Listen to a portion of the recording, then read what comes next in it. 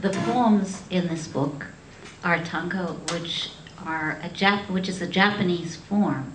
However, the Japanese form of tanka goes way back to the early, say around 400 or 500. They have anthologies of these tanka, which are basically 5-line poems. Many of them were little songs that the peasant people would sing, and they were passed down by word of mouth. By about the year 800, the Heian court was very strong, and the way that you advanced in the Heian court was to have an education. The way you were educated was to study Chinese poetry. Everything was from China. Japan didn't have a written language, so they took the Chinese written language to start with, and their system of education. So now you have a Heian court. People who are educated know a lot of Chinese poetry, and indeed the older Japanese poetry songs.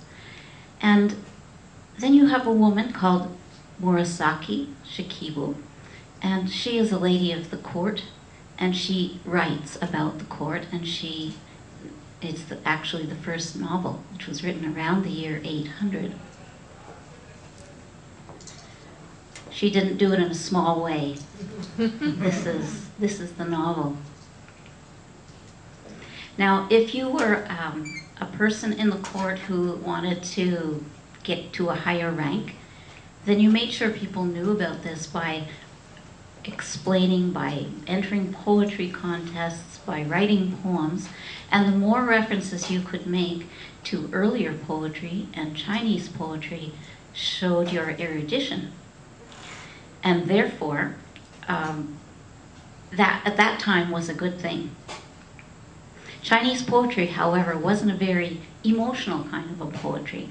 When it got into the court where the women were, it became more emotional. But to show you how important it was to know your Chinese, we have this from the world of the Shining Prince. This is by a man called Ivan Morris.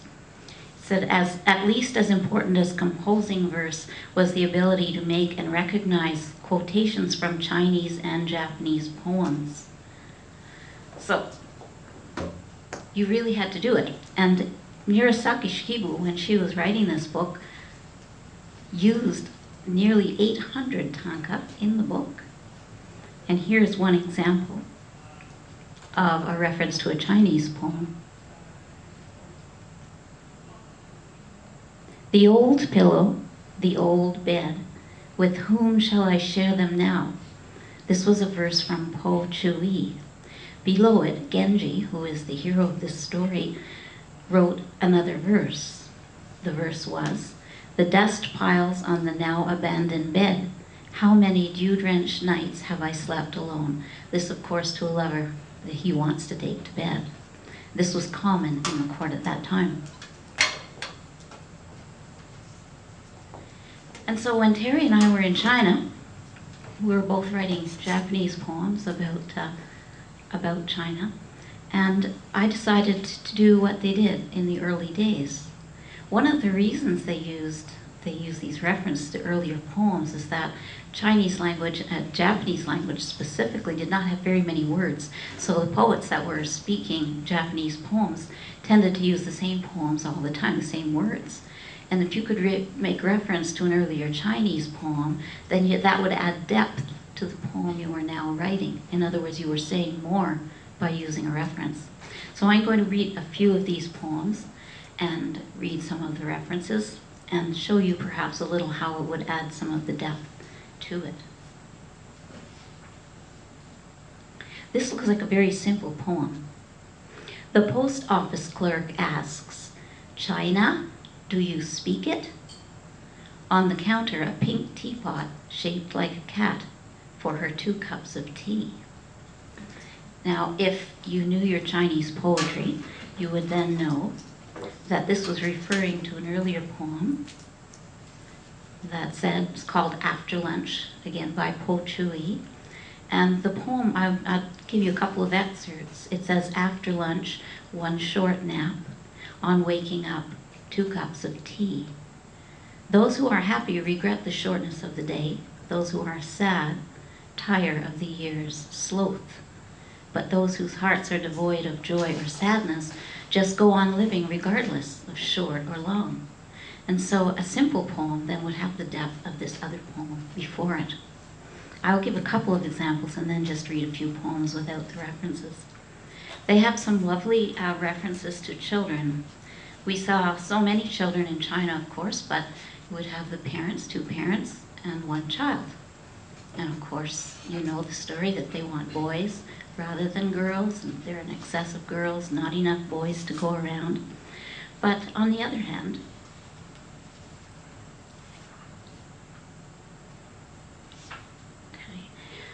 they did love their children a long time ago as well as now. So here we have this poem. The smiles of small girls deny what is written, that no one is glad when a girl is born. If you go to the old poem, this will be written in years and years before today, of course, thousands perhaps. It's historic that they've treasured their girls more than their boys. And the proof would be in this poem called Woman.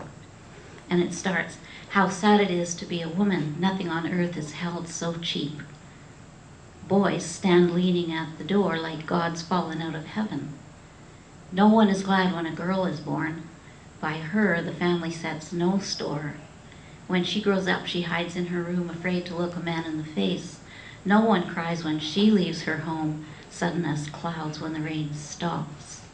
And so if you write a poem with reference to this, and in the old days, the educated people would know these poems so well that people would just say one word and the reference was there. You wouldn't have to give the whole poem. So now I'll just read this poem. Okay. This poem is, in the shaded pavilion, we wait for our young friend. She steps through the front door wearing a circle of light. And why I wanted to say that is because it's a reference to a poet who wrote up to 1949, actually died in 1949. And his poem at that time was a reactionary poem to the poems that were written in China before that, in the communist regime. And he wanted to write more like Western poets. He wanted to be freer in what he could say. And in the last poem in this book, and I believe the last one he wrote, it's called Wonder. And he ends this poem like this. It's a love poem.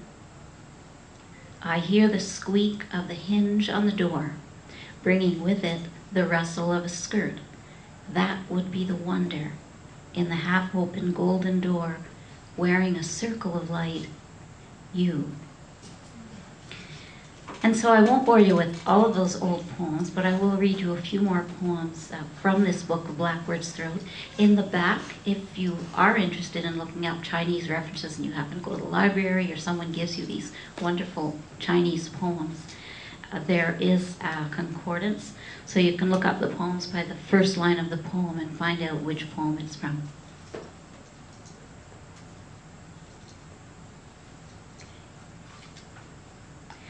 The sound of her skirt has stopped, yet in the shops the silks lie together like painted clouds on a screen. And if you go to the reference, you'll find out that the emperor's wife has died, and this is a poem with that deeper significance to it. Pretty and guileless, the child in her tiger raincoat runs in and out of the fountain, stops mid-spray to examine something at her feet. Another woman has died in the ancient poetry. No, this isn't the woman that died. If you look back, this is a woman whose husband has come back from the war and decided he didn't love her anymore. He wanted a younger woman. So in the ancient poem, she had originally bought curtains to put around her bed, and now she has to take them down and go home. All blue pavilion, we can almost hear her grief, she who wrote, flap, flap, you curtain, in front of the bed. I'll just read a couple more.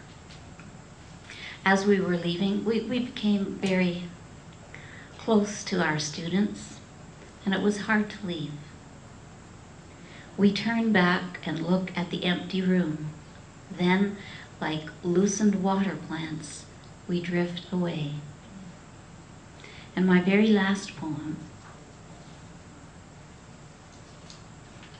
I'll give you the Chinese introduction to it first. It's from a poem called Autumn Love by Li Qing Chao. Search, search, seek, seek, cold, cold, clear, clear, sorrow, sorrow, pain, pain, hot flashes, sudden chills, stabbing pain, slow agony, I can find no peace. It ends. What can I ever do now? How can I drive off this word, hopelessness? Now Terry's going to talk about how tanka was used very much by women for more personal reasons, and I used that ancient reference for another poem. But this is the poem where one night we were preparing to make pancakes for the students the next day. We had everything, we didn't have eggs, and the cook didn't have eggs. So Terry goes off by herself to the store to get eggs. And I'll let her tell you the story of that. I'll segue from this. Search, search, seek, seek. Terry Ann hunts for fresh eggs in the supermarket. Now I've just ruined probably the beginning of what she was going to say, but she has to tell you about that search. Thank you. I'm going to be brief in my introduction. I simply want to introduce you to Jane Hirschfield, who has written in her 9 Gates, Entering the Mind of Poetry, the most incredible explanation of tanka that I have found yet. My writers, Ono no Komachi and Izumi Shikibu, both are explained in great detail. These were women of the court. Ono no Komachi went on to have many no plays written about her. Her wonder, her poetry was known throughout China and later through Japan. So this is the book to read if you want to find out a little bit more about all of the heart, mind, the concept of English that English lacks, but Japanese uses. The idea that in 5 lines we try to capture the large world, cosmos, the big picture, and the small picture, which is basically what a writer is doing when they compose tanka. I'm going to read a few from Yangtze Crossing. It was very difficult to learn the Chinese, but I did learn that Yangtze is basically Yangtze, and so later you'll see how I'm going to try and use that. Morning in Dongshu, the street alive with bird song and bicycle bells. I am not the only one to enjoy this day. First day of classes in the Chinese school. On a roadside stone, a blue and gold dragonfly quivers. In ballpoint calligraphies, students take notes in spiral-bound books. The hum of overhead fans. The beautiful smell of the woman in the 3rd row, the jasmine scent of her skin, sandalwood from her fan.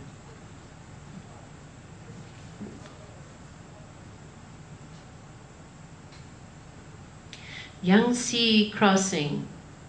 I must be someone else crossing this river. Clouds drift in no particular direction. I'd like to close with a sequence, and sometimes in me. Home from China, each rounded leaf reminding me of moon gates, this summer night fanning against my skin.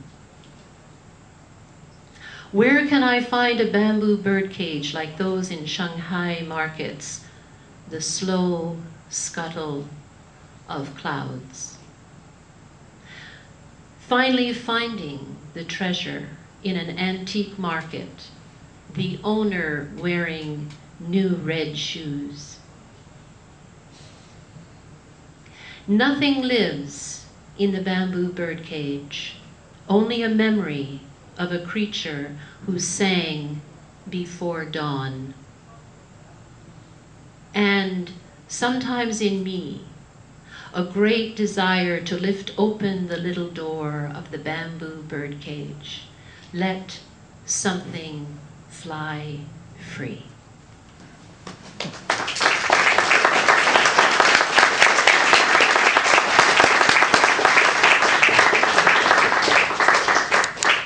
In another life, I was a music teacher, consultant. I work primarily with Orff Ensemble, which is percussive instruments. And you're basically teaching ostinato and musical trust. It's a wonderful way to introduce young children to music.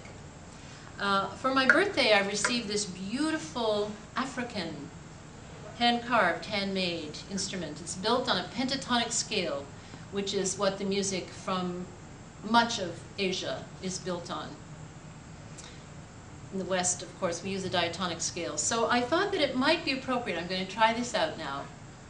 I've taken lines from several of the tanka, and I've put them into a small composition on a pentatonic African instrument. So, just to show you how global we live these days.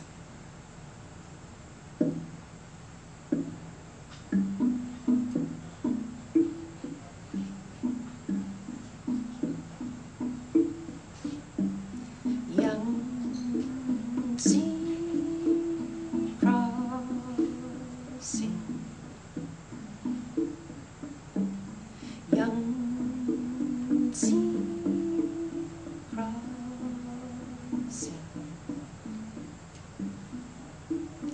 young sea crossing.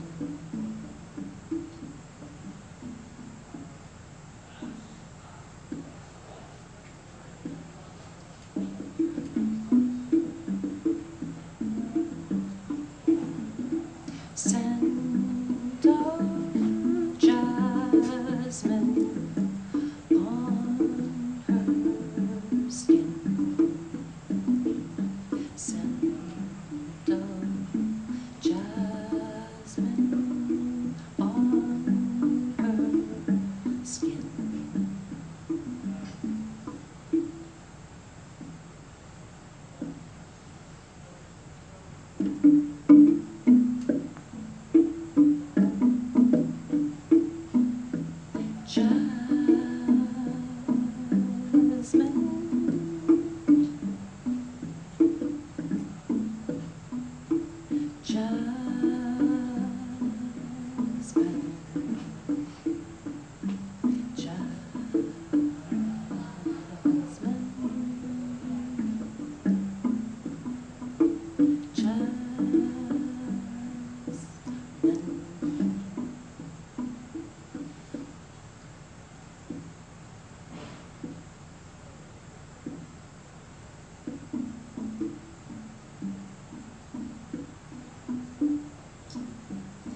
Young